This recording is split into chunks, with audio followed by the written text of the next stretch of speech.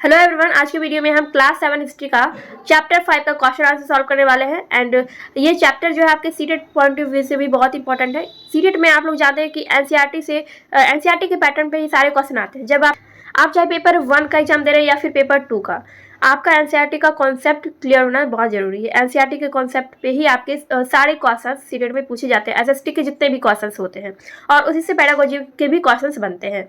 इसलिए आप लोग चाहे 1 to 5 का तैयारी कर रहे हैं या फिर 6 to 8 का, आपको एनसीईआरटी पढ़ना बहुत ज़रूरी है। इसलिए और इस चैनल पे आपको एनसीईआरटी के सारे सब्जेक्ट पढ़ाए जाते हैं। एसएसटी से रिलेटेड सारे सब्जेक्ट इसमें पढ़ाए जाते हैं क्लास 6 से 8 तक।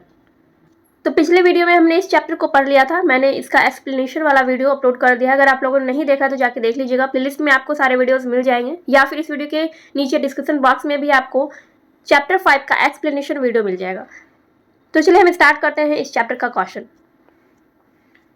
फर्स्ट क्वेश्चन आपका यहाँ पे फर्स्ट में आपका ऑब्जेक्टिव क्वेश्चन दिया गया है। फर्स्ट क्वेश्चन है, मध्यकाल में मंदिर निर्माण की कितनी शैलियाँ मौजूद थी? और ऑप्शन है 4, 5, 3, 2। तो इसका आंसर हो जाएगा 3।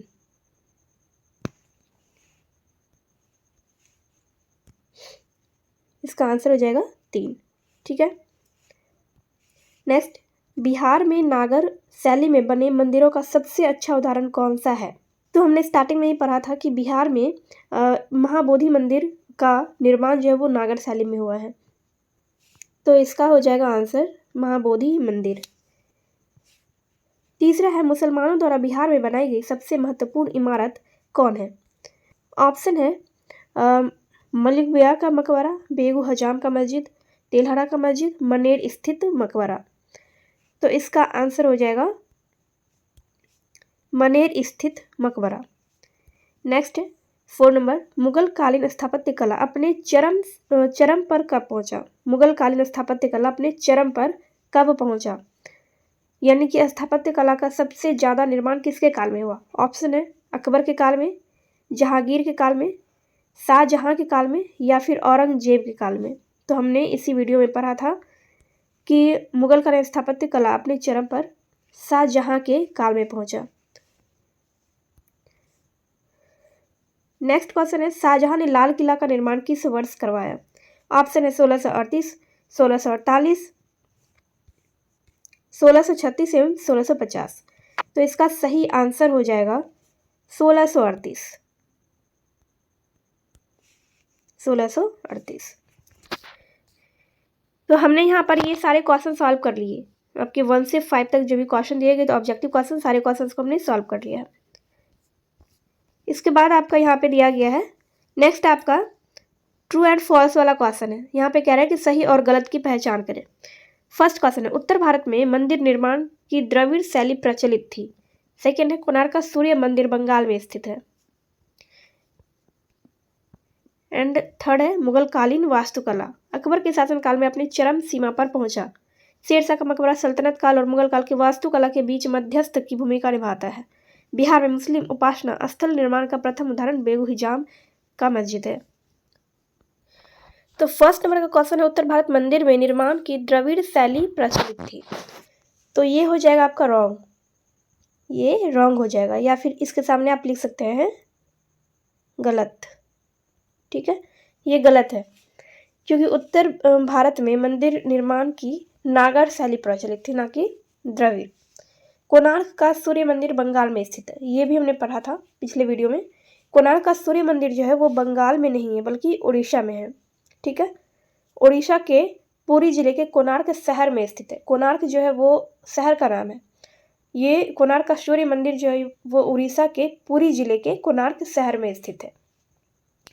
तो ये भी आपका हो जाएगा रॉन्ग।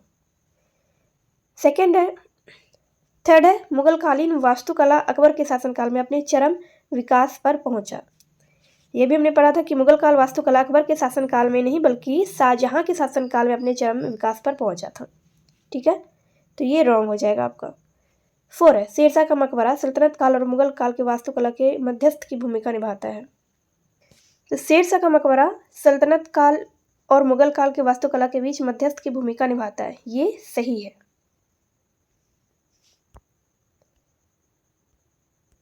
ये हो जाएगा आपका राइट। ठीक है, क्वेश्चन नंबर फर्स्ट ये हो गया रॉन्ग, सेकंड ये भी रॉन्ग हो गया, थर्ड ये भी रॉन्ग हो गया, और 4 नंबर आपका हो गया सही। ठीक है, शेरशाह का मकबरा सल्तनत काल और मुगल काल के वास्तुकला के बीच मध्यस्थ भूमिका निभाता है। और आपका ये जो 5वां है, बिहार में मुस्लिम उपासना स्थल निर्माण का प्रथम उदाहरण बेगू ही जामा मस्जिद है, ये भी आपका रॉन्ग हो गया। ठीक है, बिहार में मुस्लिम उपासना स्थल निर्माण का प्रथम उदाहरण बेगू जामा मस्जिद नहीं है, बल्कि मनेर का दरगाह है। बिहार में मुस्लिम उपासना स्थल निर्माण का प्रथम उदाहरण बेगू जामा मस्जिद नहीं है, बल्कि मनेर का दरगाह है। ठीक है, तो ये वाला भी आपका हो गया रॉन्ग, ये आपका रॉन्ग हो गया 5 नंबर। तो इस तरह से आपका ये 5 क्वेश्चन कंप्लीट हो गया। तो मैंने आपको ये क्वेश्चन नंबर 1 बता दिया, जो ऑब्जेक्टिव क्वेश्चन था आपका, ये मैंने आपको बता दिया, एंड आपको मैंने ये क्वेश्चन भी बता दिया सही और गलत वाला। अब यहाँ से आपका सब्जेक्टिव क्वेश्चन स्टार्ट होता है। यहाँ पे फर्स्ट नंबर पे क्वेश्चन में कह रहा है कि मंदिर के निर्माण से राजा की महत्ता का ज्ञान कैसे होता है, मंदिरों के निर्माण से राजा की महत्ता का ज्ञान कैसे होता है, और वर्तमान इमारत और मध्यकालीन इमारतों में प्रयोग की जाने वाली सामग्री के स्तर पर क्या अंतर आप देखते हैं। थर्ड में है मंदिर निर्माण की नागर और द्रविड़ शैलियों में अंतर को बताएं। तो चलिए हम इन तीनों क्वेश्चंस के आंसर देखते हैं। तो ये है आपका फर्स्ट नंबर का क्वेश्चन। इसका चाहे तो आप स्क्रीनशॉट ले सकते हैं या फिर इसको अपने कॉपी में नोट कर सकते हैं। तो क्वेश्चन है मंदिरों के निर्माण से राजा की महत्ता का ज्ञान कैसे होता है। इसका आंसर हो जाएगा मध्यकालीन शासकों ने जितने भी मंदिर बनवाए यह उनकी आस्था का प्रतीक था, साथ ही वे राजा से अपने आदर के आकांक्षी भी थे, और राजा यह भी देखना चाहते थे कि वे ना सिर्फ सैनिक शक्ति में बल्कि आर्थिक दृष्टि से भी मजबूत हैं। ठीक है, मतलब राजा यह भी दिखाना चाहते थे प्रजा को कि वो ना सिर्फ सैनिक शक्ति में बल्कि आर्थिक दृष्टि से, यानी कि उनके पास बहुत सारा धन भी है। तो इस प्रकार हम देखते हैं कि मंदिरों के निर्माण से राजा की महत्ता का ज्ञान निश्चित ही प्राप्त होता है। राजा ने, मध्यकालीन शासकों ने इतने सारे स्थापत्य कला का निर्माण करवाया, मंदिर मस्जिद बनवाए, तो इसके जरिए वे अपनी महत्ता ही प्रस्तुत कर रहे हैं, यानी कि उनका ये जो शासनकाल है उसमें उनकी सैनिक शक्ति, वो आर्थिक दृष्टि से कितने मजबूत है, वो यही दिखा रहे हैं। ठीक है, तो ये हो गया आपका question number first. Second number का क्वेश्चन है वर्तमान इमारत और मध्यकालीन इमारतों में उपयोग की जाने वाली सामग्री के स्तर पर आप क्या अंतर देखते हैं। तो ये जो इसका आंसर जो है ये आपके इसी चैप्टर में दिया गया है। हमने पिछले वीडियो में ये सारी चीज़ें पढ़ रखी है। इसका आंसर हो जाएगा वर्तमान इमारत और मध्यकालीन इमारतों में उपयोग की जाने वाली सामग्री के स्तर पर हम यह अंतर पाते हैं कि वर्तमान में ईंट, बालू, सीमेंट, छड़ की प्रधानता रहती है, यानी कि आजकल घर बनाने में इन सब चीज़ों का प्रयोग होता है, ईंट, बालू, सीमेंट, छड़ की। और कुछ अमीर लोग आजकल फर्श बनाने में टाइल्स का भी उपयोग करते हैं। ठीक है, तो ये वर्तमान युग का बात हुआ। लेकिन मध्यकालीन इमारतों में इन सब चीज़ों का यूज नहीं होता था। मध्यकालीन इमारतों में मुख्य सामग्री पत्थर थे, पत्थरों को तराशा जाता था। इस काल में चूना पत्थर और सुर्की का प्रयोग बढ़ा, जो एक प्रकार का गाढ़ा होता था, और ये पत्थर और चूना पत्थर और सुर्की को मिला के इमारत, बड़ी बड़ी इमारत बनाई जाती थी, जो कि बहुत ही मजबूत होते थे। ठीक है, तो ये मध्यकालीन इमारतों का ये सामग्री है जो कि इसमें प्रयोग होता था। ठीक है, मध्यकालीन इमारतों में इन्हीं सब चीज़ों का प्रयोग होता था, चूना पत्थर और सुर्की, इन दोनों को मिला के एक गाढ़ा बनाया जाता था और उसी से इमारतों का निर्माण किया जाता था। ठीक है, तो यही डिफरेंस है वर्तमान इमारत और मध्यकालीन इमारतों में। क्वेश्चन नंबर थर्ड है मंदिर निर्माण की नागर और द्रविड़ शैलियों में अंतर बताएं। तो यहाँ नीचे आपका आंसर भी दिया गया है। ये थोड़ा सा लॉन्ग है क्योंकि इसमें बोल रहा है कि मंदिर निर्माण की नागर और द्रविड़ शैलियों में अंतर बताना है। तो अंतर बताने के लिए बोल रहा है, इसलिए हमें नागर शैली के बारे में पूरा लिखना होगा और द्रविड़ शैली के बारे में भी पूरा लिखना होगा।